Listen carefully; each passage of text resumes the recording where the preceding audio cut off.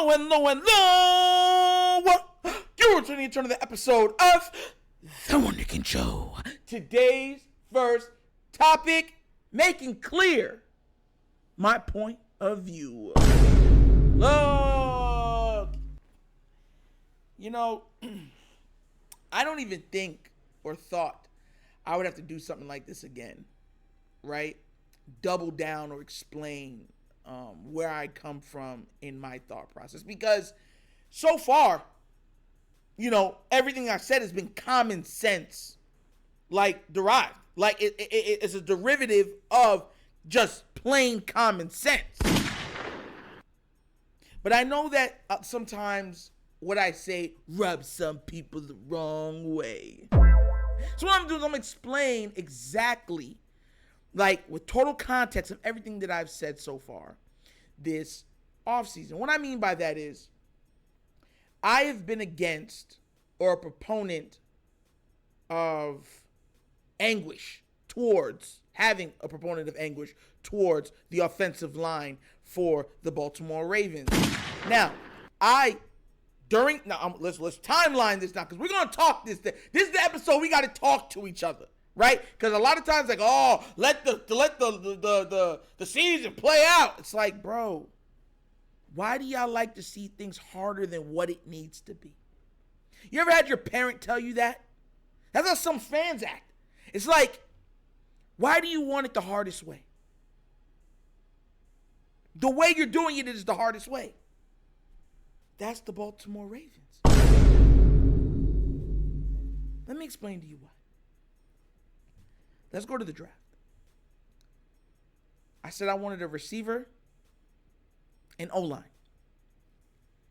I specifically said this O-line is going to be problematic, and I don't see how any of these guys are going to be able to win out. Those were my words. Go back to my videos.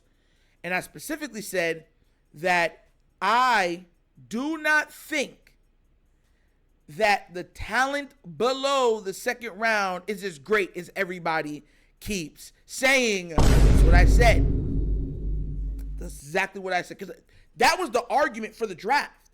Everyone was saying it's absolutely rife with talent from top to bottom for offensive line. From guards, tackles, the whole nine. And I kept saying, move up, get a tackle. Move up, get a tackle. Move up, matter of fact, get something. O-line, that's what we need, O-line. And as so many people say, no, you don't know what you're doing. Okay. After that, we get reports about the O-line before preseason, you know what I'm saying, when they were training and stuff like that. And everyone said, they don't got pads on, Nitro. Like, don't you know football? It's like, all right. Okay. Preseason practices come. Still more bad reports. Do you know what your excuses was? It's just practice. Wait until they go against another team. Okay. First preseason game. Nitro. It was just one preseason. Can these guys get their legs and feet wet? Okay. They're going to do joint practices. Oh, my God. The Packers, their writers, they're lying. Over-exaggerating. You're just negative. Why would you believe theirs over ours? I'm telling y'all what was said to me. Then the last preseason game. It's not even the start of the regular season, Nitro. Let's see what happens when the season starts. And then, before the season starts, the coach comes out and says he's not ruling out rotating tackles. And I had people hate on me saying, this is shambles. That means the O-line is in flux and in shambles. They're like, Nitro, you're so negative. It can work. I don't know why you think it won't work. Oh, my So then I had one simple question last episode. Because we're talking to each other. That's what we're doing, guys. We're talking. And I asked the question, I said, name another starting QB that has to deal with that. I went through every comment. Never answered. Do you know why it wasn't answered? Do you know why I believe it wasn't answered? I'll tell you why. Oh! Because Lamar is the only one that has to deal with that. Don't y'all see a problem with that? Y'all don't see a problem with that? Just like how we complain about the wide receivers, and then when we go into the season, they don't know their routes. It's not even like they're like, oh my God, we're just not the greatest, but at least we know we'll be where we need to be, right? We're not the biggest names, but we can get the job done. We had guys that were running the wrong routes, not where they were supposed to be. We had guys dropping passes, and it's like we don't care about all the stuff that the receivers do. Lamar should be perfect every time on the pass, and then we could still win this game. And it's like no quarterback is. We've seen Tom Brady miss 3 deep shots in a game. And at that time, he had perfect O-line protection.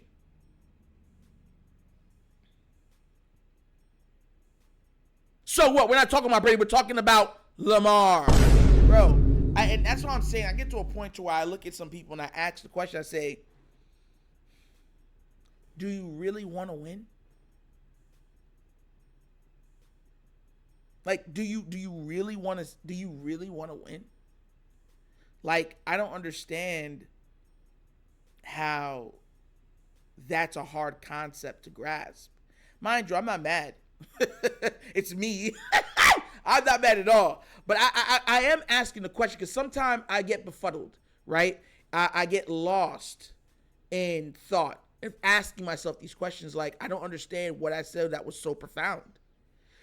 We're looking at a team that has never given the quarterback a true number 1 receiver. We're looking at a team whose offensive line has been in flux for years. We're looking at a team who is willing to run the quarterback into the ground.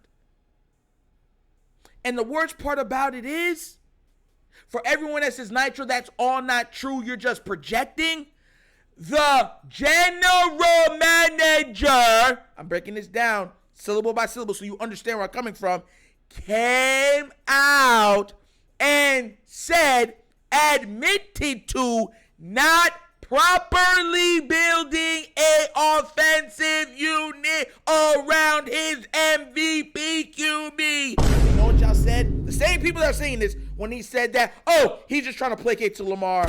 Are you serious right now? Oh. So y'all can't even hear the people that you're defending is saying exactly what we've been saying. I'm not the only one that's been saying this either. I've been saying it nicely. I've been laughing about it. I say it on the channel. But when you go to Twitter, when you go to Facebook,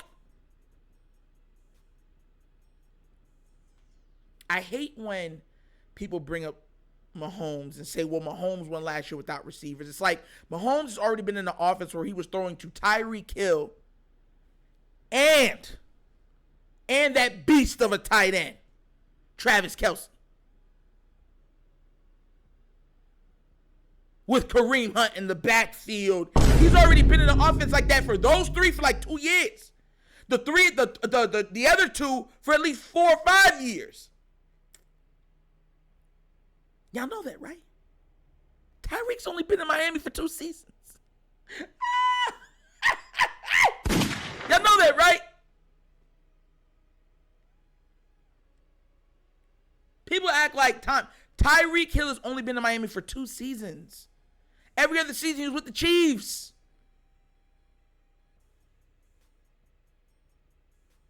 So please stop bringing up Patrick Mahomes. Use it in context. Do it in context. This man has already played with some of the greatest players at the positions of all time. He's already got that under his belt.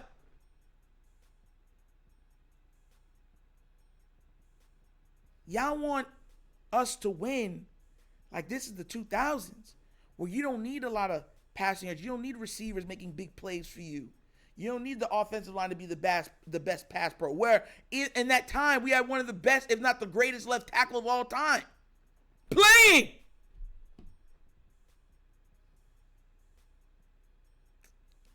And this is what I be trying to tell people, bro. Like, I'm not tripping in what I say. I'm just giving you the truth. Don't get in your feelings. Calm down. Count 1, 2, 3. Just ask yourself this question. Go 3, 2, 1. 1, 2, 3. What in the heck is bothering me? And that answer is not Nitro. It's not. The truth is bothering you. Hallelujah. You gotta laugh at this. But seriously, guys. Seriously. Like, our team has big deficiencies. And like I said before, you know, if they play, like, I remember there's been games where, you know, the all line would be bad for 5 games. They play one great game. They're like, oh, you see? It's like, see what? Do you expect them just to be absolutely horrid the entire season? That they're going to have games where they actually can play well? That's like, yo, that's how we cope. Like, we've seen games where receivers drop pass after pass after pass, game after game and they'll have one nice game, not even a great game, a nice game. You're like, oh, you see, he's everything we thought he could be. Like, those other 3 games don't count. Let's see what he does after. And then after he would have bad games after that, it's like, you guys just being negative. Oh, my gosh. That goes to this Russell Gage thing. This man got cut. Yo, listen, if you can be in the wide receiver room and get cut from the Ravens, bro, you're done. You're done. You know how, man, you got to be sitting there like, I got cut from the Ravens? I can't go anywhere and be a receiver. They take on the bare minimum. They take on guys that haven't played for 3 years. They take on guys that haven't played for 2 years. Go ahead and tell me I'm lying about that too. See, you're not going to tell me I'm lying. That's the crazy thing. Oh my God. But you know, here we are together, because we're in this together at the end of the day.